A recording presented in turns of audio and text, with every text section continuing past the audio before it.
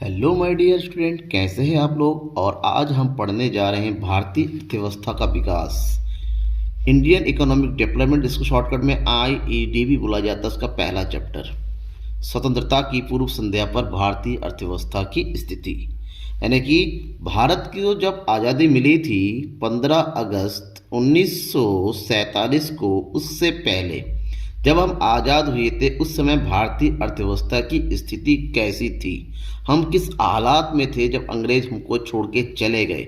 हमारी अर्थव्यवस्था की स्थिति, हमारे व्यापार की स्थिति, हमारे एग्रीकल्चर यानी कृषि की स्थिति, और साथ ही साथ हमारे यहाँ पर औद्योगिक स्थिति, उद्योगों की स्थिति कैसी थी, इस चीज़ के बारे में हमें पढ़ना है। तो एक्चुअली में अगर भारतीय अर्थव्यवस्था की स्थिति को जानना हो स्वतंत्रता की पूर्व संध्या पर, on the eve of Indian economy, on the independence, ठीक है ना। तो ऐसे में भारतीय अर्थव्यवस्था को दो तरीके से समझ सकते हैं। सबसे पहले भारतीय अर्थव्यवस्था का उपनिवेशिक शोषण तथा परिणाम, मतलब हमारे उपनिवेशिक शोषण जो हमारे ब्रिटिश काल थे, यानी कि ब्रिटिश राज में, ब्रिटिश राज बोल सकते हैं, ब्रिटिश काल बोल सकते हैं, ब्रिटिश शासन बोल सकते हैं, उस समय भारत का जो अपना औपनिवेशिक शोषण हुआ, जो एक्सप्लॉयटेशन हुआ उनके थ्रू, भारत का उन्होंने जिस तरह से दोहन किया, उसका क्या परिणाम आया, और जब वो छोड़ के चले गए उस समय भारतीय अर्थव्यवस्था की क्या विशेषताएं थी, भारत की अर्थव्यवस्था की हालत कैसी थी, कौन कौन से इंपॉर्टेंस या फीचर्स थे,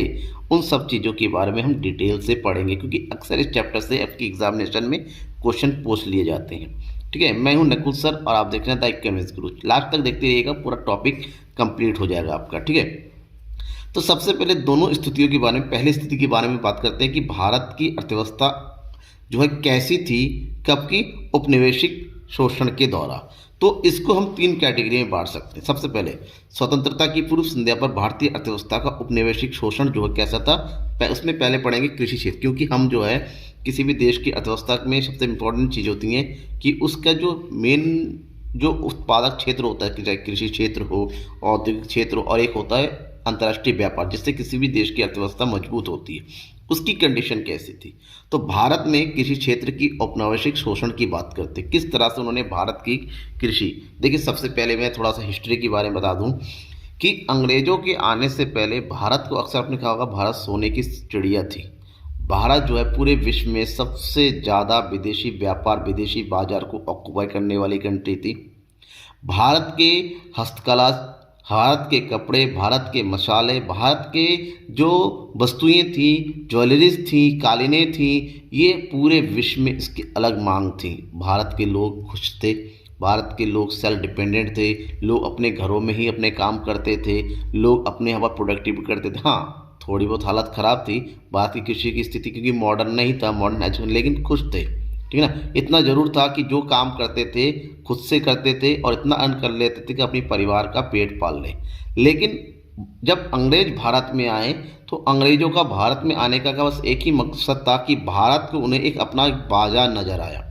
भारत को उन्होंने देश के अनुसार नहीं, भारत के लोगों को उन्हें देशवासी नहीं समझा, भारत के लोगों को उन्होंने मजदूर समझा, और भारत देश को उन्होंने बाजार समझा, और भारत देश के जो संसाधन थे उसको कच्चा माल समझा, उस हिसाब से यूज़ किया। उसका नतीजा जब वो देश छोड़ के चले गए, हमारे हाथ में केवल खाली कटोरा न देख के छोड़ गए।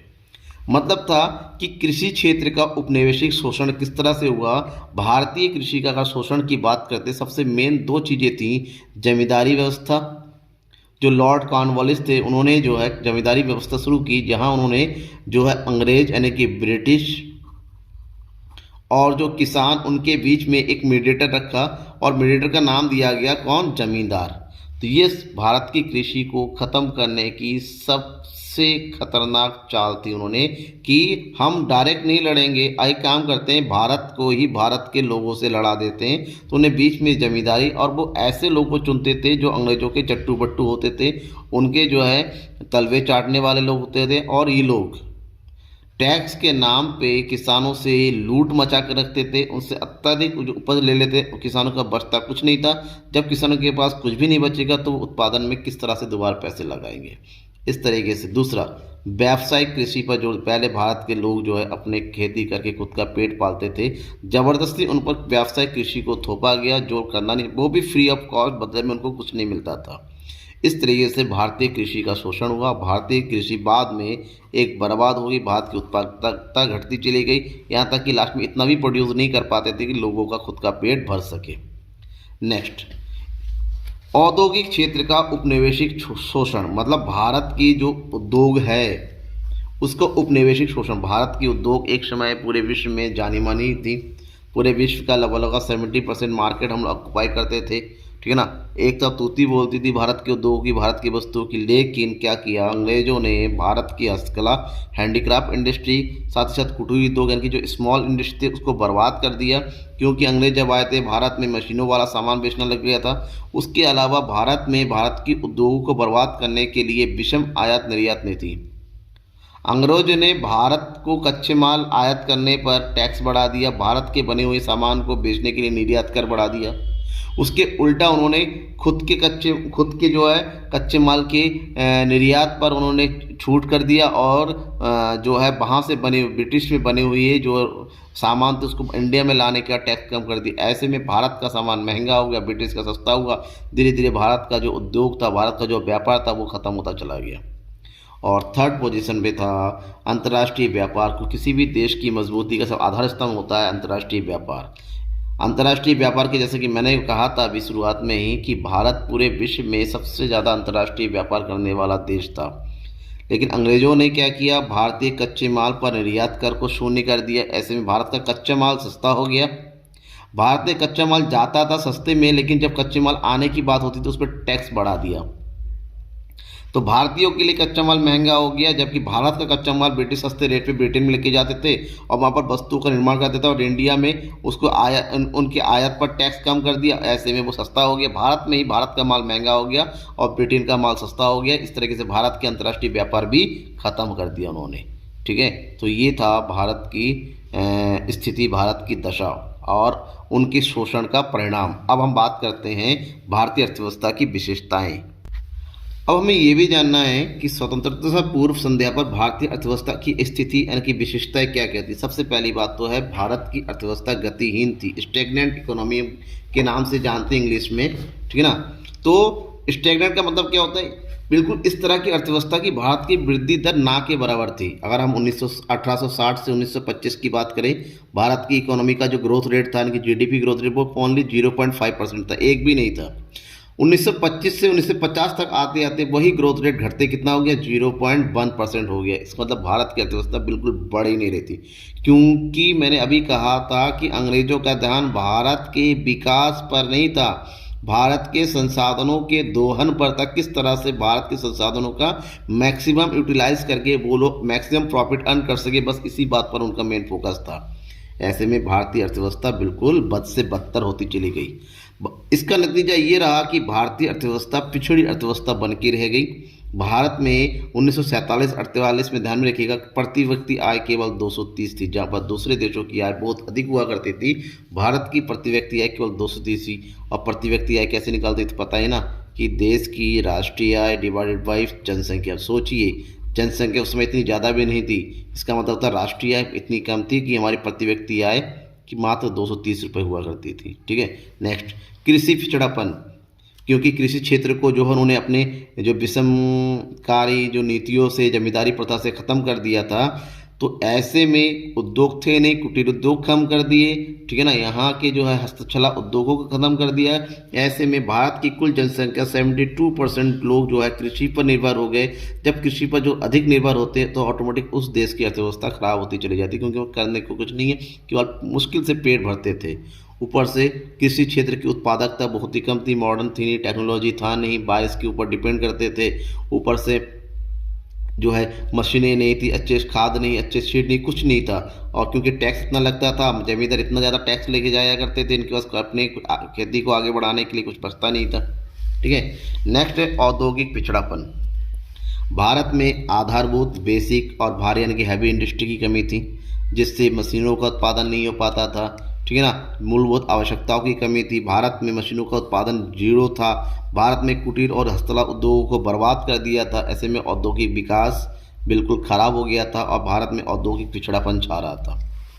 नेक्स्ट, क्योंकि भारत में कुटीर उद्योगों को बंद कर दिया गया, कृषि की स्थिति खराब थी। इसका नतीजा ये हुआ कि लोग गरीबी के स्तर पे आने लगे थे और भारत में गरीबी का जो स्तर धीरे धीरे बहुत तेज़ी से क्या लगा था, बढ़ने लगा था, क्योंकि लोग बेरोजगार होते, उनके पास काम करने के लिए कोई साधन नहीं बचा था। क्योंकि पहले लोग अपने घरों में ही सामान बनाते थे, अंग्रेज़ों की मशीनों के सामान के आगे उनका हाथ से बना हुआ सामान महंगा हो रहा था, कोई खरीद नहीं रहा था। ऐसे में वो बेरोजगार होते थे और बेरोजगार होने के चक्कर में वो कृषि पर डिपेंड होते हैं। और कृषि पर क्या करेंगे वो लोग, कृषि आधुनिक थी नहीं। धीरे धीरे भारत में बेरोजगारी जो गरीबी का स्तर बहुत तीव्र गति से बढ़ने लगा। भारत की जो आधारभूत संरचना है, जिसको इंफ्रास्ट्रक्चर के नाम से जाना जाता है, किसी भी देश के डेवलपमेंट के लिए उस कंट्री का इंफ्रास्ट्रक्चर का डेवलप होना बहुत ज़्यादा ज़रूरी है। ब्रिटिश ने भारत के इंफ्रास्ट्रक्चर पर बिल्कुल ध्यान नहीं है। उन्होंने केवल उतना ही इंफ्रास्ट्रक्चर डेवलप किया जिससे उनको फ़ायदा हो सकता था, उनके व्यापार बढ़ सकता था, भारत के बाजार पर उनको कंट्रोल कर सकते थे। इसी हिसाब से उन्होंने अपने इंफ्रास्ट्रक्चर को डेवलप किया। ऐसे में उन्होंने भारत का बिल्कुल ध्यान नहीं रखा। आयातों पर निर्भरता, भारत अपनी लगभग ज़रूरतों को, चाहे वो खाद्यान्न हो या फिर बेसिक चीज़ें हो, ज़रूरतों के लिए आयात पर निर्भर हो गया। अब आयात कहाँ से होता था सामान, मैक्सिमम सामान आयात होता था ब्रिटेन से। और ये ब्रिटेन की पॉलिसी ही थी कि भारत अपने यहाँ पर ज़्यादा कुछ बना ना सके, ज़्यादातर वो हमसे खरीद सके। ऐसे में वो भारत से कच्चा माल लेके जाते थे और भारत में आके वो अपना बना बनाया सामान बेच देते थे ताकि उनको मैक्सिमम प्रॉफिट हो सके। नेक्स्ट, सीमित शहरीकरण।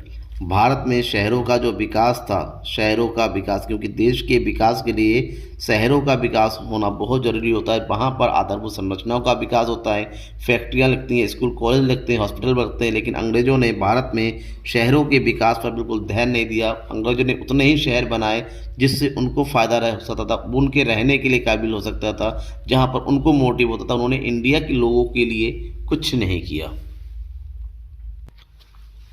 अंग्रेजों की नीतियों ने भारत को अर्ध सामंती अर्थव्यवस्था के स्तर बना के छोड़ दिया। अर्ध सामंती अर्थव्यवस्था मतलब जो लॉर्ड कॉर्नवालिस थे, भारत में सामंतवाद लेके आए थे। सामंतवाद मतलब भारत के जो किसानों की ज़मीन को उन्होंने जो है जमींदारों के हाथों में छोड़ दिया कि खेती जमींदारों की रहेगी, किसान केवल उसमें खेती करेंगे और अपना भाग लेंगे। इसके अलावा भारत में जो है पूंजीवादों को बढ़ाया गया, क्योंकि भारत की जो फैक्ट्री था, उत्पादन था, पहले लोग खुद करते थे, बाद में ये जो है निजी व्यक्ति करने लगे, कंपनियों के थ्रू होने लगा। ऐसे में सामंतवाद और पूंजीवाद दोनों का मिक्स होना, ना ही पूरा सामंतवाद का उदय हुआ ना ही पूरा पूंजीवाद का उदय हुआ। भारत जो है अर्ध सामंती अर्थव्यवस्था बन के रहेगी। ऐसे में भारत का विकास नहीं हो पाया। और सबसे इम्पोर्टेंट चीज़, भारत देश नहीं था, भारत एक उपनिवेश था, वो भी किसका, ब्रिटेन का। भारत में भारत की सरकार नहीं थी। भारत का जो भी कानून बनता था वो अंग्रेजों के द्वारा बनाया जाता था, ब्रिटिश सरकार के थ्रू बनाया जाता था, वो अपने हित के लिए प्रयोग करते थे। ऐसे में भारत के हितों की अवहेलना होती थी और भारत का डेवलपमेंट बिल्कुल नहीं है। इस तरीके से धीरे धीरे भारत की अर्थव्यवस्था इसको एक्सप्लॉइट होती चली गई और भारत की अर्थव्यवस्था बिल्कुल जो है कहाँ चली गई, गर्त में चली गई। अब जो इतना सब करने के बाद हम जो है कृषि का, हम जो है औद्योगिक स्तर का और हम जो है विदेशी व्यापार को अलग अलग समझेंगे। सबसे पहले हम समझ लेते हैं स्वतंत्रता की पूर्व संध्या पर भारतीय कृषि की क्या स्थिति थी। तो पॉइंट टू पॉइंट समझते हैं और जल्दी जल्दी इसको कंप्लीट कर लेते हैं। अगर हम भारतीय कृषि की स्थिति को समझें कि जब हम आज़ाद हुए थे 1947 में, उसमें हमारी कृषि की स्थिति कैसी थी। सबसे पहला पॉइंट कि आज़ादी के दिन हमारे भारत की स्थिति कृषि उत्पत्ति थी कि हम उत्पादन और उत्पादकता दोनों ही स्तर में पिछड़े थे। मान लीजिए अगर गेहूं के उत्पादन की बात करते हैं तो उस समय पर हेक्टेयर पे हम केवल 660 किलो गेहूं उत्पादन करते थे, जबकि आज के टाइम 2018-19 के डेटा के अकॉर्डिंग हम एक वैसी सेम भूमि पर 3408 हेक्टेयर किलो जो है 3408 किलो पर हेक्टेयर में प्रोडक्शन करते हैं। चावल के समय उत्पादन करते थे 665 किलो मात्र, अब करते हैं 2665। सोचिए कितना डिफरेंस है उस समय, क्योंकि खेती के उन्नतीकरण पे, खेती के विकास पर बिल्कुल ध्यान नहीं दिया गया था।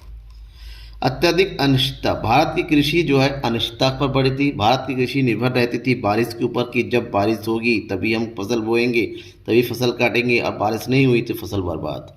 ऐसे में कृषि अनिश्चितताओं से भरी पड़ी थी। सिंचाई का कोई साधन नहीं था, सिंचाई की बेसिक सुविधा नहीं थी। तो जब सिंचाई ही नहीं होगा तो खेती होगी कहाँ से। प्रोडक्शन होगा कहाँ से, ठीक है ना। नेक्स्ट, निर्वाह खेती। भारत के जो किसानों की जो मानसिकता थी वो केवल निर्वाह खेती की थी, ठीक है ना। निर्वाह खेती का मतलब होता है कि लोग केवल अपने घर के परिवार वालों के भरण पोषण तक की खेती समझ की खेतों में इतना हो जाए कि हम अपने घर का पेट खुद का और अपने परिवार का पेट पाल सके।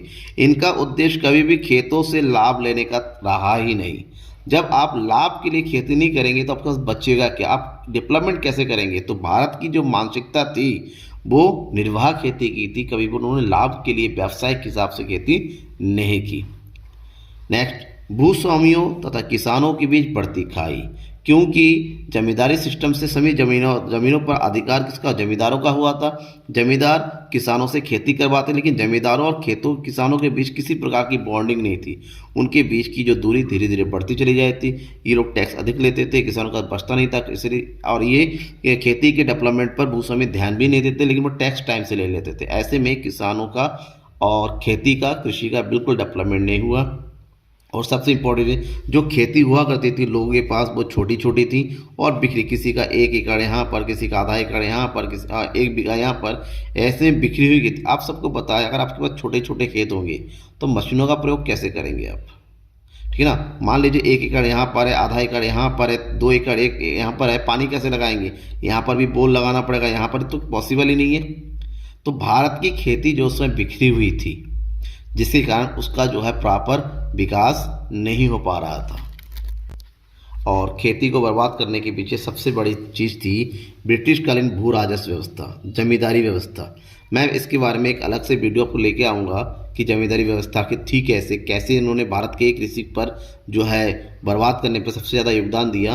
ये समझिए जमींदारी व्यवस्था में किसानों के और ब्रिटिश अफसर के बीच में एक मीडिएटर बनाया जिसको जमींदार के नाम से कहना। ये लोग जो है ब्रिटिश के लिए किसानों से टैक्स वसूल करते थे बाद में, लेकिन ब्रिटिश को जो आता फिक्स टैक्स चाहिए था। लेकिन जमींदारी लोग इतने नालायक थे यूँ कहें कि भारत के किसानों को लूटना शुरू कर दिया इन्होंने। मान लीजिए ब्रिटिश ने कहा कि हमें 10% का टैक्स, तो ये किसानों से 30% का टैक्स लेते, 20% अपने पास लेते। ऐसे में जमींदार अमीर होते चले गए, किसानों का बेड़ा गर्क होता चला गया।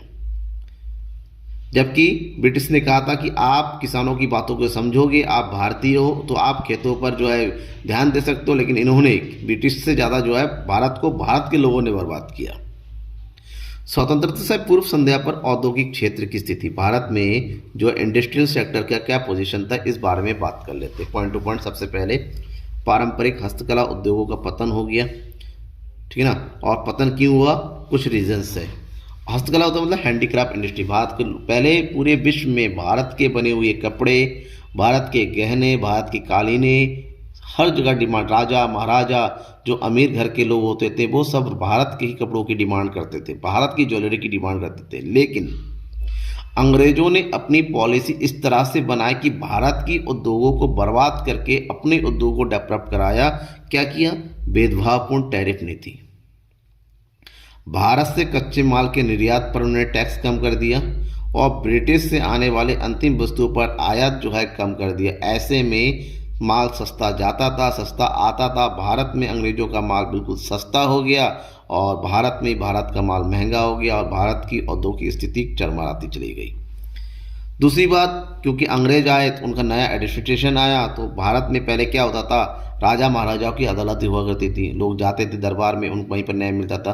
तो भारत में शाही अदालतों को ख़त्म कर दिया जा रहा था धीरे धीरे। ऐसे में उनको सुनने वाला कोई नहीं था और जो उन्होंने कोर्ट बनाया था, अदालतें बनाई थी, वो अंग्रेजों लोग जज हुआ करते थे। अंग्रेजों की ज़्यादा सुनते थे, यानी कि भारतीय किसानों की, भारतीय जो है व्यापारियों की सुनने वाला कोई नहीं था। मशीन निर्मित वस्तुओं से प्रतियोगिता, भारत में जो सामान बनते थे वो हाथों से बनते थे। हाथों से बनाने की जगह लागत थोड़ी ज़्यादा हुआ करती थी, समय भी लगता था। जबकि जो ब्रिटिश सामान बनाते थे वो मशीनों से बनाते थे, मशीनों से बनाया हुआ सामान की लागत कम आती थी। ऐसे में वस्तुओं का मूल्य भी कम होता था। ऐसे में हाथ से बने सामान की कंपैरिजन मशीन के करते हैं तो मशीन का सामान अच्छा भी था और सस्ता भी था। ऐसे में भारत की हस्तकला के जो सामान थे उसकी डिमांड कम होती चली गई। विश्व में मांग में परिवर्तन होता चला गया, लोगों की डिमांड बढ़ती चली गई, लेकिन जो भारत की जो उद्योगों में परिवर्तन हुआ नहीं, वो लोगों की डिमांड के अनुसार प्रोडक्शन बढ़ा नहीं पा रहे थे। ऐसे में भारत के वस्तुओं की डिमांड धीरे धीरे कम होती चली जा रही थी। और नेक्स्ट है, भारत में रेलवे का विकास ने भारत के उद्योगों को बर्बाद करने में और ब्रिटिश उद्योगों की बढ़ाने के लिए सबसे ज़्यादा योगदान दिया, क्योंकि भारत यूज़ करता था घोड़े, खच्चर वगैरह। वहीं पर अंग्रेज़ों ने भारत में रेल लगा दिया। रेल से अंग्रेज़ों के माल दूर दराज के एरिया तक आराम से और जल्दी से जल्दी पहुंचाया जा सकता था।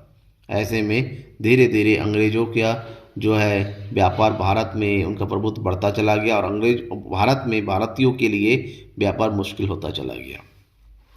नेक्स्ट है आधुनिक उद्योगों का निरंतर। भारत की औद्योगिक स्थिति खराब होने का एक और रीज़न है कि भारत में आधुनिक उद्योगों का जो विकास था वो शून्य के बराबर। भारत में किसी भी प्रकार के भारी उद्योगों का या फिर आधारभूत उद्योगों का जो है स्थापना ही नहीं हुई, ताकि भारत में मशीनों को बनाया जा सके या फिर दूसरी वस्तुओं को बनाया जा सके। ठीक है ना। जब आधुनिक उद्योगों का विकास ही नहीं होगा और पारंपरिक उद्योगों को बर्बाद कर दिया जाएगा तो ऑटोमेटिक औद्योगिक स्थिति खराब होनी ही होती है।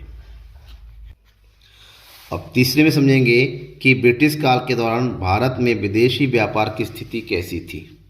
अगर हम विदेश व्यापार की बात करते थे कि अंग्रेज़ों के आने से पहले हम जो है विश्व गुरु हुआ करते थे, विश्व के सबसे बड़े निर्यातक देश थे। हम जो है निर्यात अधिक करते थे और हम आयात कम करते थे। निर्यात करते थे हम जो है अपने यहाँ से कपड़े के बारे में, हम जूट निर्यात करते थे, हम जो ज्वेलरी निर्यात करते थे, आयात करते थे कच्चा माल उसको बनाने के लिए कपास वगैरह। लेकिन अंग्रेज़ों ने भारत के व्यापार को उल्टा कर दिया। हम अब जो है कच्चे माल का निर्यात ज़्यादा करते थे और अंतिम वस्तुओं को यानी कि प्रयोग होने वाली वस्तुओं का आयात ज़्यादा करने लगे।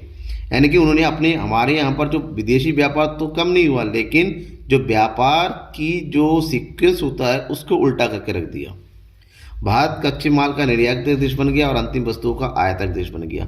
और जो देश कच्चे माल का निर्यात अधिक करता है और अंतिम वस्तु का आयात अधिक करता है वो देश धीरे धीरे पिछड़ता चला जाता है। ध्यान में रखना इस चीज़ को। भारतीय विदेशी व्यापार पर अंग्रेज़ों का एकाधिकार हो गया था। जहां पर भारत का प्रत्येक व्यक्ति व्यापारी हुआ करता था, प्रत्येक परिवार जो है उत्पादक हुआ करता था, वहां पर ब्रिटिश ने पूरे व्यापार को अपने हाथों में ले लिया और भारत की व्यापार स्थिति पूरी तरीके से ब्रिटिश के हाथों में चले गई और हम व्यापार के पीछे भारतीय लोग पिछड़ते चले गए। और नेक्स्ट है व्यापार से आधिक्य में था। हम जो है निर्यात अधिक करते थे आयात के तुलना में, लेकिन बात ये थी जो निर्यात करते थे वो कच्चे माल का करते थे, आयात जो करते थे वो अंतिम वस्तुओं करते थे। ये देश के लिए हितकारी नहीं था, ये केवल और केवल ब्रिटिश के लिए हितकारी था। ठीक है। और नेक्स्ट जो है ब्रिटिश शासन के दौरान भारत की जनसंख्या की प्रोफाइल, जिसको बोलते हैं डेमोग्राफिक प्रोफाइल, ये भी जानना जरूरी है कि ब्रिटिश काल में हमारी डेमोग्राफिक प्रोफाइल कैसी थी, क्योंकि डेमोग्राफी के अकॉर्डिंग अर्थव्यवस्था भी डिपेंड करती है। डेमोग्राफी में क्या क्या आता है? जन्म दर, मृत्यु दर, शिशु मृत्यु दर, जीवन प्रत्याशा और साक्षरता दर। अगर हम जन्म और मृत्यु दर की बात करते हैं, दोनों ही हम जो उच्च मात्रा में, हमारे यहाँ पर जन्म दर भी बहुत अधिक था और मृत्यु दर भी बहुत अधिक। जन्म दर की बात करें, प्रति 1000 लोगों में 48 बच्चों का जन्म होता था और मृत्यु दर में भी उससे बराबर का था, यानी कि जन्म ही ज़्यादा लेते थे और मरते भी ज़्यादा थे। ये दोनों ही चीज़ जो है अर्थव्यवस्था के लिए सही नहीं थी। शिशु मृत्यु दर की बात करें, ये भी बहुत ही ज़्यादा उच्च था। शिशु मृत्यु दर प्रति 1000 पैदा होने वाले बच्चों में 218 बच्चे मर जाया करते। इसका मतलब हमारे यहाँ पर जो हेल्थ फैसिलिटी थी वो बहुत ही ख़राब थी। ठीक है ना। आज जहाँ पर प्रति 1000 बच्चों जन्म होने बच्चों में केवल 18 या 19 बच्चे मरते थे, उसकी कंपेरिजन में देखिए 200 बच्चे उसमें ज़्यादा मरते थे, जो कि किसी भी देश की अर्थव्यवस्था के लिए सही मापक नहीं थी। जीवन प्रत्याशा मतलब लोगों की एवरेज उम्र, लोग औसतन कितने उम्र तक जीते थे। अगर हम 1947 की बात करें तो औसत लोगों की जीने की जो आयु थी वो केवल 32 वर्ष की थी और आज के टाइम जो है औसत वर्ष जो है लगभग 68 वर्ष का है। ठीक है ना। कितना अंतर है सोचिए, क्योंकि उसमें हेल्थ फैसिलिटी सही नहीं थी, लोगों का खान पान सही नहीं था, लोगों पे जो है स्वास्थ्य जो सही नहीं था, जीवन स्तर खराब था। इसी कारण से उनका जो है एवरेज उम्र आयु जो थी वो बहुत ही कम थी। साक्षरता दर, पढ़ने लिखने की, उस समय केवल और केवल टोटल पॉपुलेशन का 16% लोग ही पढ़े लिखे थे उसमें भी अगर केवल महिलाओं की बात करें तो केवल 7% महिलाएं पढ़ी लिखी थी। इसका मतलब भारत में एजुकेशन के नाम पे कुछ नहीं किया अंग्रेज़ों ने। और जो भारत की पौराणिक एजुकेशन थी, जो आपको पता है ना, जब विश्व में स्कूल कॉलेज खोले भी नहीं थे, भारत में उस समय विश्वविद्यालय हुआ करते थे, नालंदा, तक्षशिला, जिसको बर्बाद किया मुगलों ने, और मुगलों के बाद जो है बर्बाद किया अंग्रेज़ों की नीतियों ने। भारत की गुरुकुल शिक्षा प्रणाली उच्च शिक्षा प्रणाली हुआ करती थी, जहाँ विज्ञान के साथ साथ अध्यात्म की भी शिक्षा दी जाती थी। लेकिन उन्होंने अपने इंग्लिश मीडियम स्कूल के नाम पे भारत की एजुकेशन फैसिलिटी पर वो जो प्रणाली को बर्बाद करके छोड़ दिया। और बाद में नतीजा ये कि लोग केवल 60% लोग ही पढ़े लिखे थे उस टाइम। हाँ, आज हालांकि आज हमारे देश की जो है पढ़े लिखी साक्षरता बढ़ी है, लेकिन कल्चर संस्कृति घटती चली जा रही है। अब लास्ट एक पॉइंट और पढ़ लेते हैं। क्या ब्रिटिश शासन के दौरान भारतीय अर्थव्यवस्था पर कुछ सकारात्मक प्रभाव पड़ा? क्या भारतीय अर्थव्यवस्था को ब्रिटिश शासन का कुछ फ़ायदा मिला? तो जाहिर सी बात है, कहीं ना कहीं कुछ तो फ़ायदा मिला। अंग्रेज़ों ने लाभ केवल अपने फ़ायदे के लिए भारतीय अर्थव्यवस्था का प्रयोग किया, यहाँ पर डेवलप किया, तो वो एटलीस्ट भारत को भी इसका फ़ायदा मिला। जैसे रेलवे का विकास। रेलवे का विकास अंग्रेजों ने केवल अपने वस्तुओं को, अपनी सेवाओं को भारत के दूर दराज इलाके में पहुंचाने में, कच्चे माल को लाने ले जाने के लिए किया था, लेकिन अंततः उसका फ़ायदा भारतीय लोगों को भी आने जाने में, उनके व्यापारियों को आने जाने में मिलता रहा। उन्होंने भारत में बंदरगाहों को का विकास किया, सड़कों का विकास किया, पोस्ट ऑफिस बनवाए, टेलीग्राम बनवाए। इसका फ़ायदा भारत में भारतीयों को भी मिलने लगा था। किसानों में व्यापारिक कृषि के नजरिए का विकास हुआ, जहां पर किसान केवल अपने घर के पेट भरने के लिए उत्पादन करते थे। आज वहां पर लोग जो है कृषि को एक व्यापार की दृष्टि से भी देखना शुरू किया था। भारत में रोजगार के नए नए अवसर आ रहे थे, ठीक है ना। सेवा क्षेत्र का विकास हो रहा था, फैक्ट्रियां लग रही थी। ऐसे में रोजगार के नए अवसर, लोग कृषि से जो है बाकी औद्योगिक क्षेत्र की तरफ, सेवा क्षेत्र की तरफ बढ़ने लगे थे। भारत में मौद्रिक विनिमय प्रणाली का विकास हुआ, क्योंकि पहले भारत में जो है बार्टर सिस्टम का प्रयोग होता था, वस्तु विनिमय प्रणाली का। तो भारत में फिर रुपए का चलन हुआ, पैसों का चलन हुआ, जिसके थ्रू क्रय विक्रय किया जाने लगा। और लास्ट में अंग्रेजों ने भारत में सबसे अच्छी बात थी प्रशासनिक सुधार प्रणाली। भारत में एडमिनिस्ट्रेशन का एक बहुत ही अच्छा ढांचा बन गया।